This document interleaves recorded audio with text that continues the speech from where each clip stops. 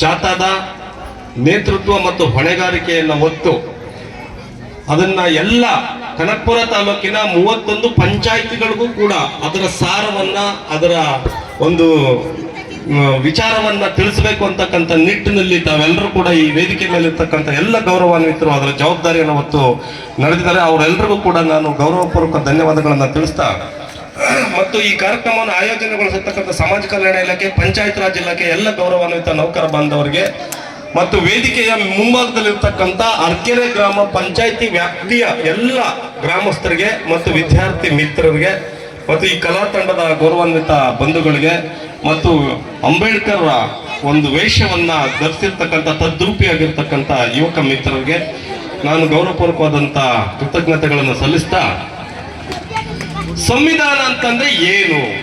ಭಾರತದ ಸಂವಿಧಾನ ಎಲ್ಲ ಕಡೆ ಈಗ ಇತ್ತೀಚೆಗೆ ಸಂವಿಧಾನ ಅಂತ ಪೇಪರ್ ಅಲ್ಲಿ ಬರ್ತಾ ಇದೆ, ಟಿವಿಲಿ ಬರ್ತಾ ಇದೆ, ಮುಖಪುಟದ ಕವರ್ ಪೇಜ್ ಅಡ್ವರ್ಟೈಸ್ಮೆಂಟ್ ಬರ್ತಾ ಇದೆ. ಇಷ್ಟು ವರ್ಷ ಇಲ್ಲದೆ ಇರ್ತಕ್ಕಂಥ ಸಂವಿಧಾನ ಈಗ ಯಾಕೆ, ಏನು ಅಂತಕ್ಕಂಥ ಒಂದು ಕುತೂಹಲಕಾರಿಯಾದಂತ ಪ್ರಶ್ನೆ ನಮ್ಮೆಲ್ಲರ ಮನಸ್ಸಲ್ಲಿದೆ ಅಲ್ವಾ? ಏನ್ ಸ್ನೇಹಿತರೆ? ಹೌದು. ಅದ್ರ ಸಂವಿಧಾನ ಅಂತಂದ್ರೆ ಏನು ಅಂತಕ್ಕಂಥದ್ದನ್ನ ನಾನು ಇಲ್ಲೇ ಬೇರೆ ಕಡೆಯಿಂದ ನಾನು ತಗೊಳಕ್ಕಾಗಲ್ಲ. ಅದ್ರ ದೊಡ್ಡ ವ್ಯಾಖ್ಯಾನ ಮಾಡಿದ್ರೆ ಅದು ಇಲ್ಲಿರ್ತಕ್ಕಂಥ ಜನರಿಗೆ ಎಟಕಲ್ಲ. ಅದಕ್ಕೋಸ್ಕರ ಸಂವಿಧಾನ ಅಂತಂದ್ರೆ ಏನು ಅಂತಕ್ಕಂಥದ್ದನ್ನ ನಾವು ಇಲ್ಲಿ ಏನು ಕೂತ್ಕೊಂಡಿದ್ವಿ ಇಲ್ಲೇ ಮಾತಾಡೋಣ. ನೋಡಿ, ಇಲ್ಲೊಬ್ರು ಮುಸ್ಲಿಮ್ಸ್ ಅಕ್ಕ ತಂಗಿರು ಕೂತಿದ್ದಾರೆ. ಮತ್ತೆ ಅಲ್ಲಿ ಕೂತಿರ್ತಕ್ಕಂಥ ವಿದ್ಯಾರ್ಥಿಗಳೊಳಗಡೆ ಅನೇಕ ಊರಿಂದ ಬಂದಿರ್ತಕ್ಕಂಥ, ಅನೇಕ ಗ್ರಾಮದಿಂದ ಬಂದಿರ್ತಕ್ಕಂಥ, ಅನೇಕ ಮನೆಗಳು ಕುಟುಂಬದಿಂದ ಬಂದಿರ್ತಕ್ಕಂಥ ಸ್ನೇಹಿತರಿದ್ದೀರಾ.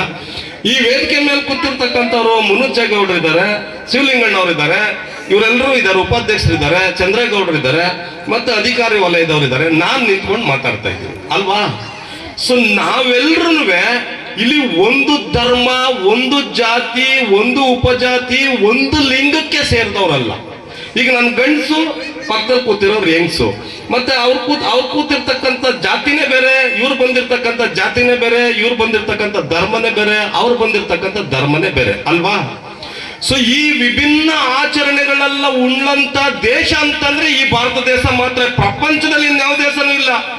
ಈ ವಿಭಿನ್ನವಾದಂಥ ಆಚರಣೆಗಳು, ವಿಭಿನ್ನವಾದಂಥ ವಿಚಾರಗಳು, ವೈಶಿಷ್ಟ್ಯಗಳು ಮತ್ತು ನಮ್ಮ ನೆಲಮೂಲದ ಕಲೆ ಮತ್ತು ಸಂಸ್ಕೃತಿಗಳನ್ನ ಉಳಿಸ್ಕೊಂಡಿದೀವಲ್ಲ, ಎಲ್ಲರನ್ನು ಒಟ್ಟಿಗೆ ಸೇರಿಸಿ ಬೆಸಿಗೆ ಹಾಕಿ ಇಲ್ಲಿ ಮುಸ್ಲಿಮರು, ಹಿಂದೂಗಳು, ಸಿಖ್ಖರು, ಪಾರ್ಸಿಗಳು, ಜೈನರು, ಬೌದ್ಧರು, ಎಲ್ಲ ಜಾತಿ, ಎಲ್ಲಾ ಧರ್ಮದವರು ಸಹಬಾಳ್ವೆಯಿಂದ ಹೋಗ್ಬೇಕು.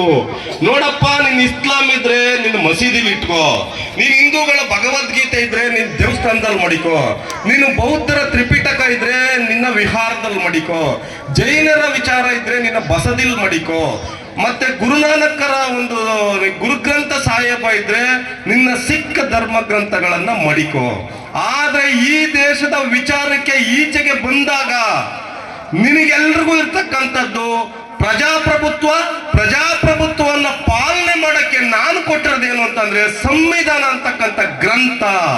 ಆ ಸಂವಿಧಾನದ ಗ್ರಂಥನೇ ಇಲ್ಲಿ ಶ್ರೇಷ್ಠವಾದದ್ದು, ಪ್ರಜಾಪ್ರಭುತ್ವದ ವ್ಯವಸ್ಥೆನೇ ಇಲ್ಲಿ ಶ್ರೇಷ್ಠವಾದದ್ದು ಅಂತಕ್ಕಂಥ ವಿಚಾರಕ್ಕಾಗಿ ಬಾಬಾ ಸಾಹೇಬ್ ಡಾಕ್ಟರ್ ಅಂಬೇಡ್ಕರ್ ಅವರು ಮುಸ್ಲಿಮರನ್ನ, ಸಿಖ್ರನ್ನ, ಕ್ರೈಸ್ತರನ್ನ, ಪಾರ್ಸಿಗಳನ್ನ, ಎಲ್ಲ ಜಾತಿ ಧರ್ಮದವರನ್ನು ಒಟ್ಟುಗೂಡಿಸಿ ಒಂದು ಕಾನ್ಸ್ಟಿಟ್ಯೂಷನ್ ಅನ್ನ ಬರೆದಿದ್ದಾರೆ. ಈ ಕಾನ್ಸ್ಟಿಟ್ಯೂಷನ್ ಒಳಗಡೆ ಏನೇನಿದೆ ಅಂತಂದ್ರೆ ನೋಡಿ, ಈ ಕಾನ್ಸ್ಟಿಟ್ಯೂಷನ್ ಒಳಗಡೆ ನಮ್ಮ ಮಕ್ಕಳ ವಿದ್ಯಾಭ್ಯಾಸದ ಬದುಕಿದೆ. ಒಂದು, ನಿಮ್ಮ ಮಕ್ಕಳನ್ನ ತಂದೆ ತಾಯಿಗಳು ಹುಟ್ಟಿಸಿ ಹೆತ್ತು ಬಿಟ್ಬಿಡ್ತಾರೆ. ಆದ್ರೆ ಆ ಮಗುವಿನ ಮುಂದಿನ ಜೀವನದಲ್ಲಿ, ಭವಿಷ್ಯದಲ್ಲಿ ಆತ ಏನಾಗಬೇಕು ಅಂತಕ್ಕಂಥದ್ದನ್ನ ನಿರ್ಧರಣೆ ಮಾಡುವಂತ ಸಾಮರ್ಥ್ಯ ಕೆಲವು ತಂದೆ ತಾಯಿಗಳಿಗಿರಲ್ಲ. ಆ ಸಾಮರ್ಥ್ಯವನ್ನು ನಿರ್ಧರಣೆ ಮಾಡ್ತಕ್ಕಂಥದ್ದು ಯಾವುದು ಅಂತಂದ್ರೆ ಈ ದೇಶದ ಸಂವಿಧಾನ. ವಾಟ್ ಆಫ್ಟರ್ ನೆಕ್ಸ್ಟ್ ಏನ್ SSLC ಆದ್ಮೇಲೆ, PUC ಆದ್ಮೇಲೆ ಆ ಮಗು ಏನಾಗಬೇಕು? ಡಾಕ್ಟರ್ ಆಗ್ಬೇಕಾ? ಅವಳು ನೀಟ್ ಬರೀಬೇಕಾ? IAS ಆಗ್ಬೇಕಾ? IPS ಆಗ್ಬೇಕಾ? IRS ಆಗ್ಬೇಕಾ? ಅಥವಾ ಏನ್ ಕೆಲಸವನ್ನ ಮಾಡಬೇಕು ಅಂತಕ್ಕಂಥ ಕಾಯ್ದೆ ಕಾನೂನುಗಳು ಮಗುವಿನ ಭವಿಷ್ಯನ ರೂಪಿಸಿರ್ತಕ್ಕಂಥದ್ದು ಅದು ನಮ್ಮ ಸಂವಿಧಾನದಲ್ಲಿದೆ. ಮತ್ತೆ ಈ ದೇಶದಲ್ಲಿ ರೋಗಗ್ರಸ್ತ ಸಮಾಜವಾಗಿ ನರಳುತ್ತಾ ಇರ್ತಕ್ಕಂಥ ಜನರಿಗೆ ಔಷಧಿಗಳನ್ನ ದೊರಕಿಸ್ಕೊಡ್ಬೇಕಾ? ಅದನ್ನ ನಮ್ಮ ಸಂವಿಧಾನದಲ್ಲಿ ಬರೆದಿದ್ದಾರೆ. ಉಚಿತ ಮತ್ತು ಕಡ್ಡಾಯವಾದಂತ ಆರೋಗ್ಯದ ರಕ್ಷಣೆಯನ್ನ ಕೊಡಬೇಕಂತ ನಮ್ಮ ಸಂವಿಧಾನದಲ್ಲಿ ಬರೆದಿದ್ದಾರೆ. ಇಲ್ಲೊಬ್ರು ಮುಸ್ಲಿಮ್ಸ್ ಇದ್ದಾರೆ, ಒಬ್ರು ಹಿಂದೂ ಇದ್ದಾರೆ. ಗಲಾಟೆ ಆಗ ಕೂಡುದು. ಮುಸಲ್ಮಾನರ ಭಾವನೆಗಳಿಗೆ, ಮುಸಲ್ಮಾನರ ಮಸೀದಿಗಳಿಗೆ, ಚರ್ಚ್ಗಳಿಗೆ, ದೇವಸ್ಥಾನಗಳಿಗೆ ಯಾವುದಕ್ಕೂ ಕೂಡ ಯಾರು ಬಲಾಢ್ಯ ಜಾತಿಯವನಿರ್ಬೋದು ಅಥವಾ ಬಲಹೀನ ಇರ್ಬೋದು, ಯಾರು ಯಾರ ಮೇಲೂ ಧಕ್ಕೆ ಮಾಡಕೂಡ್ದು ಅಂತಕ್ಕಂಥದ್ದನ್ನ ಸಂವಿಧಾನದ ಅನುಚ್ಛೇದ 25ರಲ್ಲಿ ಬರೆದಿದೆ. ಅದರಿಂದಾಗಿ ಒಂದೇ ಮನೆ ಇರಲಿ, ಮುಸಲ್ಮಾನರು ರಾಜಾರೋಸವಾಗಿ ನೆಮ್ಮದಿಯಿಂದ ಬದುಕುವಂತ ವಾತಾವರಣ, ಒಂದೇ ಮನೆ ಇರಲಿ ಕ್ರಿಶ್ಚಿಯನ್ರು ಅವರು ಪ್ರೇಯರ್ ಮಾಡ್ತಕ್ಕಂಥ, ಅವರು ಪ್ರಾರ್ಥನೆ ಸಲ್ಲಿಸ್ತಕ್ಕಂಥ ಅವಕಾಶಗಳನ್ನ ನಮ್ಮ ಸಂವಿಧಾನ ಕೊಟ್ಟಿದೆ. ಅದೇನಾದ್ರು ಕೊಟ್ಟಿಲ್ಲ ಅಂತ ಅಂದಿದ್ರೆ ಇಷ್ಟೊತ್ತಿಗೆ ಮುಸಲ್ಮಾನರನ್ನ ಜಾಗ ಖಾಲಿ ಮಾಡಿಸ್ಬಿಡ್ತಿದ್ದು, ಕ್ರೈಸ್ತರನ್ನ ಇಲ್ಲಿ ಯಾವ ಕಾರಣದಿಂದ ಉಸಿರೆತ್ತದೇ ಇದ್ದಂಗೆ ಮಾಡ್ಬಿಡ್ತಿದ್ರು, SC STಗಳು ಮತ್ತು OBCಗಳು ಈ ದೇಶದಲ್ಲಿ ಬದುಕೇ ಇಲ್ವೇನೋ ಅನ್ನೋ ರೀತಿಯಲ್ಲಿ ನಾಯಿ ನರಿಗಳಿಗಿಂತ ಕೀಳಾಗಿ ಇಟ್ಕೊಳ್ತಕ್ಕಂಥ ಪರಿಸ್ಥಿತಿ ಇತ್ತು. ಮತ್ತೆ ಹೆಣ್ಣು ಮಕ್ಕಳುಗಳಿದೀವಲ್ಲ ಇಲ್ಲಿ, ಈ ಹೆಂಗಸರುಗಳಿಗೆ ನಾನು ಒಂದು ವಿಚಾರವನ್ನ ಹೇಳ್ತೀನಿ. ಹೆಣ್ಣು ಮಕ್ಕಳುಗಳಿಗೆ ಏನು ಅಂತಂದ್ರೆ, ಸಂವಿಧಾನ ಬರೋಕ್ಕಿಂತ ಮುಂದೆ ಈ ದೇಶದಲ್ಲಿ ಯಾವುದೇ ಕಾರಣದಿಂದ ಹೆಂಗಸರು ಒಂದು ರಾಜಕೀಯ ವ್ಯವಸ್ಥೆಗಾಗ್ಲಿ, ಒಂದು ಶೈಕ್ಷಣಿಕ ವ್ಯವಸ್ಥೆಗಾಗ್ಲಿ, ಸಾಮಾಜಿಕ ವ್ಯವಸ್ಥೆಗಾಗ್ಲಿ ಅವಳು ಮಾತಾಡುವಂತಿರ್ಲಿಲ್ಲ, ಅವಳು ಉಸಿರು ಬಿಡುವಂಗೆ ಇರ್ಲಿಲ್ಲ. ಯಾಕೆ ಅಂತಂದ್ರೆ ಅವಳು ಅಡಿಗೆ ಮಾಡಿಕೊಂಡು ಅಡಿಗೆ ಮನೇಲಿ ಇರಬೇಕು, ಸಾಕಾದ್ರೆ ಮಕ್ಕಳನ್ನ ಎತ್ಕೊಂಡು ಗಂಡ ಹೇಳ್ದಂಗೆ ಕೇಳ್ಕೊಂಡು ಇರಬೇಕು. ಅದೇ ಕಾನೂನನ್ನ, ಅದೇ ಒಂದು ವಿಚಾರವನ್ನ ಬರೆದು ಬಿಟ್ಟಿದ್ರು. ಏನಂತ ಗೊತ್ತಾ, ಹೆಣ್ಣುಡುಗಿ ಹೆಂಗಸು ಚಿಕ್ಕ ಹುಡುಗಿ ಆಗಿದ್ದಾಗ ಅಪ್ಪ ಅವನ ಜೊತೆಲಿ ಇರಬೇಕು, ಮದುವೆಗೆ ವಯಸ್ಸಿಗೆ ಬಂದಾದ್ಮೇಲೆ ಗಂಡನ ಅಧೀನದಲ್ಲಿ ಇರಬೇಕು, ಮತ್ತೆ ಅವಳು ಅಜ್ಜಿ ಆಗ್ಬಿಟ್ಟಾಗ, ವಯಸ್ಸಾಗ್ಬಿಟ್ಟಾಗ ಅವಳು ಮಕ್ಕಳು ಮತ್ತು ಮೊಮ್ಮಕ್ಕಳ ಜೊತೆಲಿ ಇದ್ದುಕೊಂಡು ಅವಳು ಕಾಲ ಕಳಿಬೇಕು. ಅವಳಿಗೆ ಯಾವುದೇ ಸ್ವಾತಂತ್ರ್ಯವನ್ನ ಕೊಡಕೂಡದು ಅಂತೇಳಿ ಸಂವಿಧಾನ ಬರೋಕ್ಕಿಂತ ಹಿಂದೆ ಆ ಕಾನೂನನ್ನ ಮಾಡ್ಬಿಟ್ಟಿದ್ರು. ಆದ್ರೆ ಅದನ್ನ ಬದಲಾಯಿಸಿ ಈ ಸಂವಿಧಾನ ಮಹಿಳೆ ಎಲ್ಲ ರೀತಿಯಿಂದಲೂ ಸಾಮಾಜಿಕವಾಗಿ, ಆರ್ಥಿಕವಾಗಿ ಫ್ಯಾಕ್ಟ್ರಿ ಕಟ್ಬೋದು, ಮೇಡಮ್ ಆಗ್ಬೋದು, ಇನ್ಸ್ಪೆಕ್ಟರ್ ಆಗ್ಬೋದು, SP ಆಗ್ಬೋದು, ಅಡಿಗೆ ಮನೇಲಿ ಅಡಿಗೆ ಮಾಡ್ತಿದ್ದಂತ ಹೆಂಗಸು ಅಂತರಿಕ್ಷದಲ್ಲಿ ಫ್ಲೈಟ್ ಓಡಿಸ್ಬೋದು ಅಂತಕ್ಕಂಥ ಕಾನೂನನ್ನ ಮಾಡಿ ಹೆಣ್ಣು ಮಕ್ಕಳನ್ನ ಸರ್ವ ಸ್ವಾತಂತ್ರ್ಯಗೊಳಿಸಿರ್ತಕ್ಕಂಥದ್ದು. ಹೆಣ್ಣು ಮಕ್ಕಳನ್ನ ಅಷ್ಟೇ ಯಾಕೆ, ಈ ದೇಶದಲ್ಲಿ ಇವತ್ತು ಕೂಡ ಈ ದೇಶದ ಪ್ರಪ್ರಥಮ ಪ್ರಜೆ ಇದಾರಲ್ಲ, ಈ ದೇಶದ ಪ್ರಥಮ ಪ್ರಜೆ ದ್ರೌಪದಿ ಮುರ್ಮು ಅವರು ಒಬ್ಬ ರಾಷ್ಟ್ರಪತಿ ಆಗ್ಲಿಕ್ಕೆ ಕಾರಣ ಅವ್ರ ತಂದೆ ಮನೆ ಇದು ಅಲ್ಲ, ಅವ್ರ ಧರ್ಮನೂ ಅಲ್ಲ, ಅವರು ಪೂಜಿಸ್ತಾ ಇರ್ತಕ್ಕಂಥ 333 ಕೋಟಿ ದೇವರು ಅಲ್ಲ. ಅದಕ್ಕೆ ಬಹಳ ಮುಖ್ಯವಾದಂತ ಕಾರಣ ಬಾಬಾ ಸಾಹೇಬ್ ಡಾಕ್ಟರ್ ಅಂಬೇಡ್ಕರ್ ಅವರು ಕೊಟ್ಟಿರ್ತಕ್ಕಂಥ ಸಂವಿಧಾನ. ಮತ್ತೆ ಈ ದೇಶದಲ್ಲಿ ಮೊನ್ನೆ ತಾನೇ ಒಂದು ಬಜೆಟ್ ನಡೀತು. ಆ ಬಜೆಟ್ ನ 50 ಲಕ್ಷ ಕೋಟಿ ರೂಪಾಯಿಗಳ ಬಜೆಟ್ ಅನ್ನ ಕೇಂದ್ರ ಸರ್ಕಾರದಲ್ಲಿ ಮಂಡನೆ ಮಾಡಿದ್ದು ನಿರ್ಮಲಾ ಸೀತಾರಾಮನ್ ಅಂತಕ್ಕಂಥ ಒಬ್ಬ ಮಹಿಳೆ.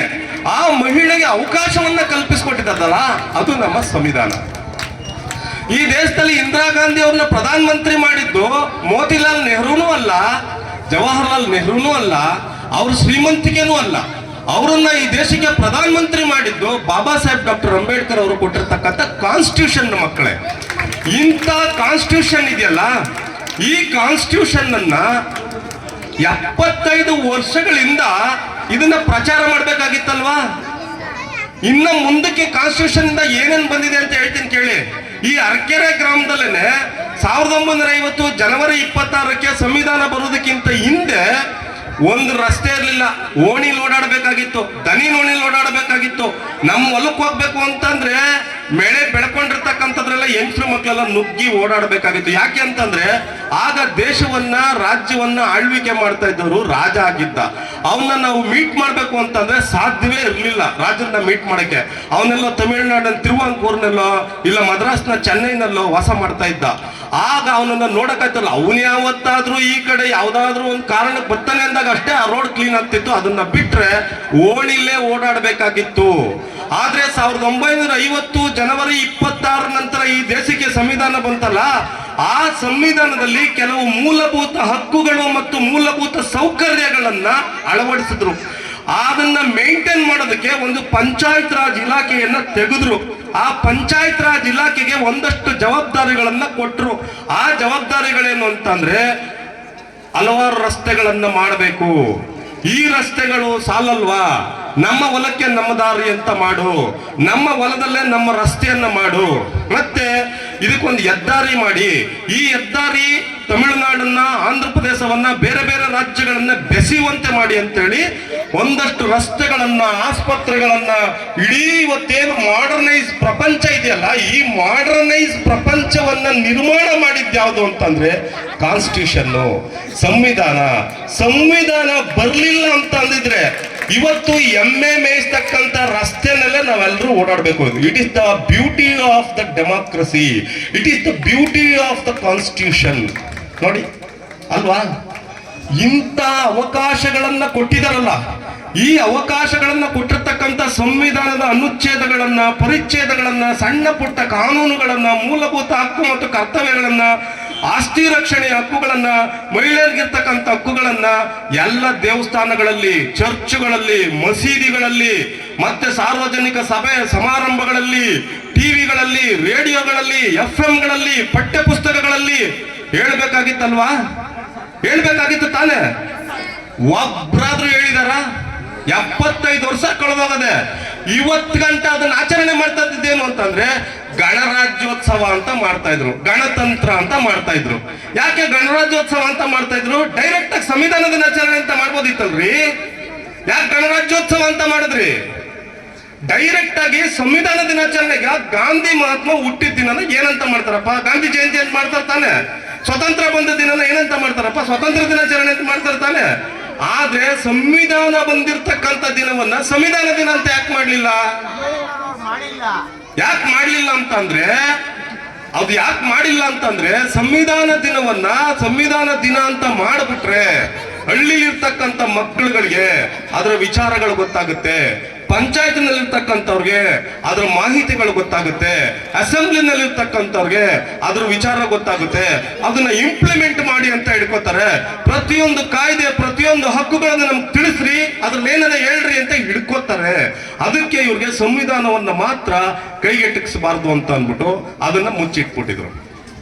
ಆದ್ರೆ ಇವತ್ತು ಅದಷ್ಟು ಕದೆ ಎದ್ದು ಒಂದು ರಾಜ್ಯ ಸರ್ಕಾರಕ್ಕೆ ಸೂಚನೆ ಕೊಟ್ಟಿದೆ. ನೋಡ್ರಿ, ನಾನು ಬದುಕಿದ್ದೀನಿ ಅನ್ನೋದು ಪ್ರತಿ ಪಂಚಾಯತಿಲಿರ್ತಕ್ಕಂಥ ಪ್ರತಿಯೊಬ್ಬ ವ್ಯಕ್ತಿಗೂ ಅದು ಗೊತ್ತಾಗ್ಬೇಕು. ನನ್ನ ಕರ್ಕೊಂಡ್ರಿ ಹಳ್ಳಿ ಕಡೆಗೆ ಅಂತೇಳಿ ಸರ್ಕಾರಕ್ಕೆ ಮತ್ತು ಪಂಚಾಯತಿಗೆ ಮತ್ತು ಸಂಬಂಧಪಟ್ಟ ಅಧಿಕಾರಿಗಳಿಗೆ ಡೈರೆಕ್ಷನ್ ಮಾಡಿದೆ. ಆ ಡೈರೆಕ್ಷನ್ ಫಲವಾಗಿ ಇವತ್ತು ನಾವೆಲ್ಲ ಬೀದಿಗೆ, ಹಳ್ಳಿಗೆ, ಕೇರಿಗಳಿಗೆ ಬರ್ತಾ ಇದ್ದೀವಿ. ಈ ಸಂವಿಧಾನವನ್ನ ನಾವು ಯಾಕೆ ತಕೊಂಡು ಇಲ್ಲಿ ತನಕ ಬಂದು ಸಂವಿಧಾನದ ಆಶಯಗಳನ್ನ ತಿಳಿಸ್ತಾ ಇದ್ದೀವಿ ಅಂದ್ರೆ, ಈಗ ಇಲ್ಲಿ ಕೂತಿದಾರಲ್ಲ ನಮ್ಮ ತಂದೆ ತಾಯಿಗಳು, ನಮ್ಮ ಅಕ್ಕ ತಂಗಿದಿರು, ಇವ್ರಿಗೆ ಈಗಾಗ್ಲೇ 40 ವರ್ಷ 50 ವರ್ಷ ಕಳೆದು ಹೋಗಿದೆ. ಈ 50 ವರ್ಷ ಕಳೆದೋಗಿರ್ತಕ್ಕಂಥ ಜನ ಆಗಿರೋದ್ರಿಂದ ಇವ್ರಿಗೆ ಏನನ್ನೂ ತಿಳುವಳಿಕೆ ತಗೊಳಕ್ಕಾಗಲ್ಲ. ಮತ್ತು ಸಂವಿಧಾನ ಕೊಡಬೇಕಾಗಿರ್ತಕ್ಕಂಥ ಹಕ್ಕುಗಳನ್ನ, ಬಾಧ್ಯತೆಗಳನ್ನ, ಸವಲತ್ತುಗಳನ್ನ, ಮತ್ತೆ ಅವ್ರಿಗೆ ಆದಾಯದ ಮೂಲಗಳನ್ನ ಈ ಸಂವಿಧಾನ ತಿಳಿದೇ ಇರೋ ಕಾರಣದಿಂದಾಗಿ, ಈ ಸಂವಿಧಾನದ ಮಹತ್ವಗಳು ಗೊತ್ತಾಗದೇ ಇರೋ ಕಾರಣದಿಂದಾಗಿ ಅವರು ಅದನ್ನ ತಗೊಳಕ್ಕಾಗಿಲ್ಲ. ಇವತ್ತಿಗೂ ಕೂಡ ಸಂವಿಧಾನ ಜಾರಿಯಾದ 75 ವರ್ಷಗಳ ಬಳಿಕ ಕೂತಿರೋರೆಲ್ಲರೂ ಬರಿಗೈ ದಾಸರಾಗಿದ್ದಾರೆ. ಯಾಕೆ ಅಂತಂದ್ರೆ, ಒಂದು 4 ಎಕರೆ ಹೊಲ ಇಲ್ಲ, ನಮ್ಮ ಮಕ್ಳು ಕೊಟ್ಬಿಟ್ಟು ಸಾಯೋಣ ಅಂತ ಅನ್ನೋದಕ್ಕೆ, ಮತ್ತೆ ಒಂದು ಅರ್ಧ ಕೆಜಿ ಚಿನ್ನ ಇಲ್ಲ, ನಮ್ಮ ಮಕ್ಳಿಗೆ ಹಾಕ್ಬಿಟ್ಟು ಸಾಯೋಣ ಅಂತ ಅನ್ನೋದಕ್ಕೆ, ಮತ್ತೆ ಅವ್ರ ಹತ್ರ ಏನಾದ್ರೂ ಇಲ್ಲ ಪರವಾಗಿಲ್ಲ ಬಿಡ್ರಿ, ನಮ್ಮ ಹತ್ರ ವೆಹಿಕಲ್ಗಳವೆ, JCB ಐತೆ, ದಿನ ದುಡ್ಕ ಬರ್ತದೆ, ನಮ್ಮ ಮಕ್ಳಿಗೆ ಕೊಟ್ಬಿಟ್ಟು ಅದು ಮಾಡ್ತೀವಿ ಅಂತ ಅನ್ನೋದಕ್ಕೆ ಅದೂ ಇಲ್ಲ ಅವ್ರ ಹತ್ರ. ಇವತ್ತಿಗೂ ಕೂಡ ಸಂವಿಧಾನ ಜಾರಿಯಾದ 75 ವರ್ಷಗಳ ಬಳಿಕವೂ ಈ ದೇಶದಲ್ಲಿ SC STಗಳು, OBCಗಳು, ಮುಸ್ಲಿಮ್ಸು, ಕ್ರಿಶ್ಚಿಯನ್ರು, ಮೈನಾರಿಟೀಸು ಬರಿಗೈ ದಾಸರಾಗಿ ಬದುಕ್ತಾ ಇದ್ದಾರೆ. ಇದಕ್ಕೆ ಮೂಲ ಕಾರಣ ಏನು ಅಂತಂದ್ರೆ, ಅವರು ಸಂವಿಧಾನವನ್ನ ಬಿಟ್ಟು ಧರ್ಮಗ್ರಂಥಗಳನ್ನ ಅಭ್ಯಾಸ ಮಾಡಿದ್ದು, ಕಾಲ್ಪನಿಕ ಕಥೆಗಳನ್ನ ನಂಬಿದ್ದು, ಮೂಢನಂಬಿಕೆಗಳನ್ನು ತಪ್ಪಿಕೊಂಡಿದ್ದು. ಹಾಗಾಗಿ ಮೂಢನಂಬಿಕೆಗಳನ್ನು ತಪ್ಪಿಕೊಂಡಿದ್ದರ ಪರಿಣಾಮವಾಗಿ ಸಂವಿಧಾನದ ಅನುಚ್ಛೇದ, ಪರಿಚ್ಛೇದಗಳು, ಸಂವಿಧಾನದಲ್ಲಿ ಅವ್ರಿಗಿರ್ತಕ್ಕಂಥ ಹಕ್ಕು, ಬಾಧ್ಯತೆಗಳು, ಅವ್ರಿಗೆ ತಂದುಕೊಡ್ಬೇಕಾಗಿರ್ತಕ್ಕಂಥ ಆದಾಯದ ಮೂಲಗಳು ಮತ್ತು ಅಧಿಕಾರ ಇದೆಯಲ್ಲ.